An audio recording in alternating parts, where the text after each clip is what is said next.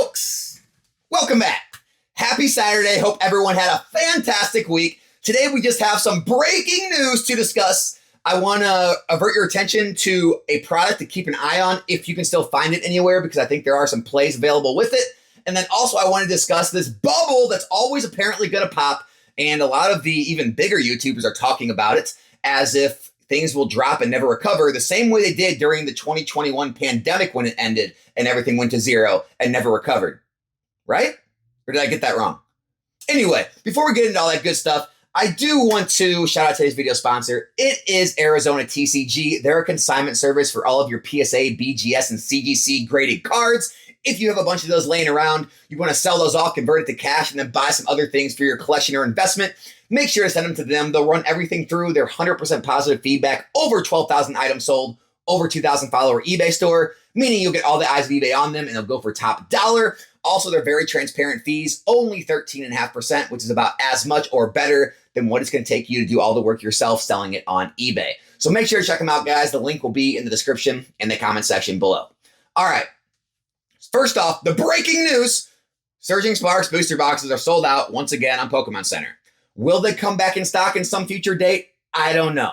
I'm not here to speculate on that. I'm just telling you they are out of stock again, which is going to draw the money all the way back to the market, and everyone's going to freak out more than ever. We're already having the Discords freak out, and so it's probably going to continue to send the boxes even higher. They were $175 last time I looked in the market. When their MSRP is only $161 on Pokemon Center, it's obvious people are going to buy those out because they're so much cheaper than the market. I believe they'll continue to run up all the way into Black Friday, Cyber Monday weekend, at which point when TCG Player runs their sale of, whatever percentage back or whatever percentage back in rewards, you'll probably see them run to $200 in my opinion. Going forward to Christmas time, I believe these boxes will be somewhere between $200 to $300. I don't know where. It just depends on how things end up, how the demand, sticks for the holidays heading up to the Prismatic Evolution set. I'm coining that term right now, by the way. It's not Prismatic Evolutions anymore. It's Prismatic Evolutions. And so we'll see how that goes. But I do believe they're going to be $200 plus a box. So use that information as you will. Also, the Prismatic Evolution surprise box obviously is sold out immediately on the Pokemon Center. It was like $23. It's already being sold on eBay now, I believe, like 3 times the price. If you can find those anywhere at retail, if you can get your hands on them anytime prior or anytime at release, I would tell you to do so. The reason is people are in love with these stamped cards. I don't get it, but I definitely play into the madness. They love stamps. I don't care if it's a GameStop stamp, a Best Buy stamp, a 7-Eleven stamp, Pokemon stamp, World stamp. It doesn't matter. People love stamps on their cards. And so, these evolutions, right? They're all going to have stamps on them. You're only going to get one random one per box. People are going to want to catch them all. They're going to want to grade them all. They're going to want to have everyone graded.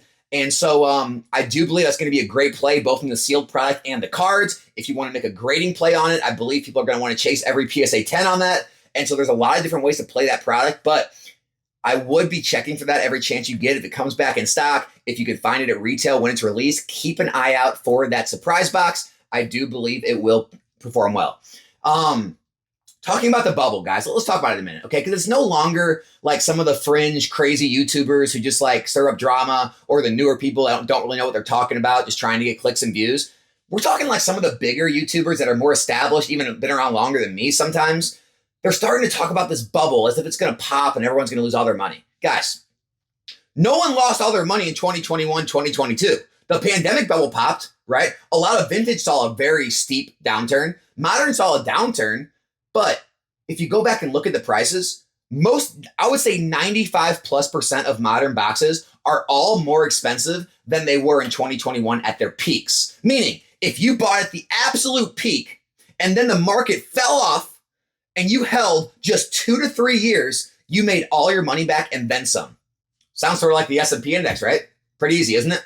And so what people do, though, to incite fear, they're trying to play with your emotions. As long as you have a good emotional intelligence, you can look at the numbers and say, yeah, you guys are a bunch of freaking idiots, right? Because all they do is they cite a few sets that didn't recover. Like, Alex, Vivid Voltage or Battle Styles, Shining Fates, look how high those were. Look what they're at now. You would have lost money. Okay, Timmy, hear me out though. What about like the 99 other sets that all came back with a vengeance and are now eclipsing their all-time highs? Also, you're taking into account if everybody bought at the absolute tip top. Do you think we're at the tip top of Surging Sparks right now? 175? Hell no. Now, if you're asking me, Alex, do you think Surging Sparks is going to be more expensive by the end of the year? Yes. Alex, do you think Surging Sparks is going to be more expensive by a year from now? Maybe not. Maybe it's 130, 140. Maybe a big reprint comes. I don't know. But if anyone's asking me if Surging Sparks booster boxes are going to be more than $175 in 5 years, there is almost nothing that is going to stop that, short of the entire Pokemon hobby and market all collapsing and not returning and some worldwide catastrophe happening, right? There is no possible way one of the most hype sets in the era will not be more than it is right now in 5 years. So you have to ask yourself, what is your long-term game plan? If you would have had a long-term game plan during the pandemic, even if you bought near the highs, you'd be fine. You'd be fine. Go pick a set. Pick any set you want. Pick up, Roaring Skies? Fates Collide? Evolutions? Evolutions is still down a little bit. If you bought the tip top, it was like 1,000 plus. Now it's only like 8 something. So you're still down about 20%. Fair. That's fair. But take another set. Forbidden Light, that's higher. Team Up, Team Up's crazy higher. Cosmic, right? We can look at Sword and Shield base. We'll look at Chilling Reign, right? Chilling Reign topped out, and then it dropped all the way back down to the 70s and 80s. If you would have just held through for the next couple of years, you're back on top again. Higher than it's ever been. Or, here's a crazy thing. You could even dollar cost average down. Bought one box at 200, you bought another box at 90, bought another box at 120, it all averages out, and now you're still up way on your investment. Honestly, if you do a dollar cost average on Vivid Voltage and Darkness Ablaze and what Battle Styles, all those sets, you'd actually probably be up on your investment if you would have just bought when things crashed as well. But no one wants to do that. They want to panic, right? And the YouTubers want you to panic. They want you to dump everything, be all scared of the hobby, go back to just collecting with a few dollars. Don't put any real money in this hobby. It's too risky. It's too risky. Bitcoin's too risky. How's that doing, by the way? How's it doing? Pretty good, right? Tesla's too risky. Nvidia's too risky. Everything's too risky, and then when it works out, then people turn from too risky to angry and say, you're all going to lose all your money. Eventually, the bubble's going to crash. The bubble's already popped before, multiple times in Pokemon. Everything's recovered every single time as long as you had a long-term mindset. Guys, if you don't have money to put into this hobby that you're willing to sit on for multiple years, if you don't have more cash coming in on the sidelines to be able to dollar cost average down if things do drop, if you aren't paying attention and you don't, to the market and you don't want to, take profits when things are up and buy more when things are down, you don't want to play all that game, but at least you have a long-term mindset, you're going to be good any which way you play it. The only people that lose on these markets are the ones that jump off the roller coaster. The roller coaster is going to go up, it's going to go down, it's going to go sideways and do all kind of crazy things, and then it's going to go up again, right? And then it's going to go down again. And it's just market cycles, guys. So don't let anyone out there talking this bubble talk freak you out and scare you into not buying in this market. Because here's the thing. If you would have bought every single set during the pandemic when they were at their highs, you'd be doing better than if you would have never bought them at all. That's the truth.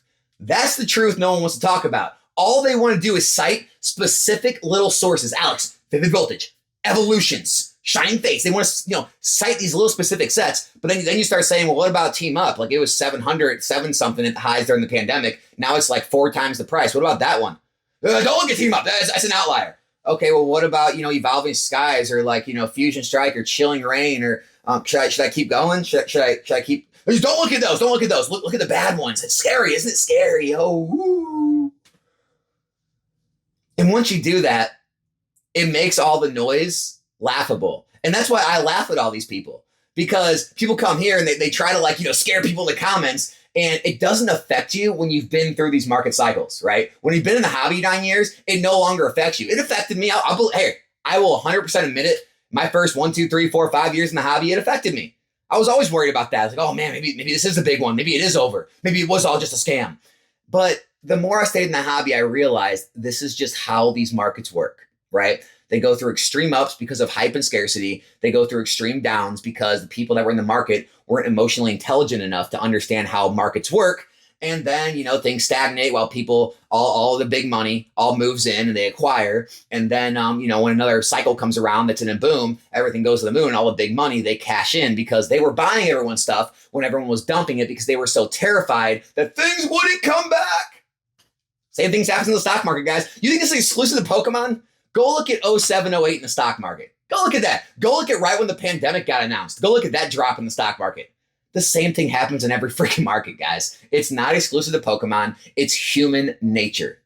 Humans want to jump on the bandwagon when things are going up the track, with the chains pulling you up to the top of the roller coaster. But as soon as it starts going down, people just start jumping out of windows. They lose their freaking minds. Then they log on YouTube, and you have these YouTubers that reinforce their fear, and they say, yeah, you don't want to buy into this stuff. Look, it's going to be the next Vivid Voltage, right? It's not going to recover for years.